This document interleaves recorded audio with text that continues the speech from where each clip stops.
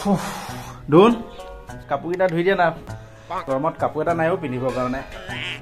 ইমান গৰম হৈছে সব কাপোৰ লেতেৰা হৈ গ'ল মোক কি চাকৰ বুলি ভাবিছে সদায় সদায় কাপোৰ ধুবলৈ নোৱাৰো মই কাপোৰ চাপোৰ ধুবলৈ এইজনী আকৌ কি হ'ল এই নোধোৱা যদি নাই দিয়া আৰু পে'মেণ্ট পাইছিলোঁ কালি ভাবিছিলোঁ আজি বিশাললৈ যাম বজাৰ চজাৰ কেইটামান কৰিম আৰু এইফালে ক'ৰবাত বাহিৰৰ ৰেষ্টুৰেণ্টত খাম হ'ব দিয়া নিজৰ কাপোৰ নিজে ধুই ল'ম আৰু অঁ বিচনীখন ইয়াতে থৈছিলোঁ ক'ত গ'ল অ' ধুন অঁ এইজনী আকৌ ক'ত গ'ল ইয়াত আছিলে দেখোন এই কথা পাতোঁতে মানুহে গায়ব হৈ থাকে গিৰিয়েক বুলি গুৰুত্বই নিদিয়ে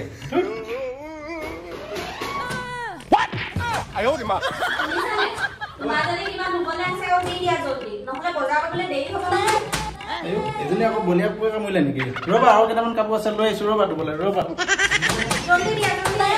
এই ৰ'বা হে আনি আছোঁ নহয় কাপোৰখিনিতো উলিয়াব দিয়া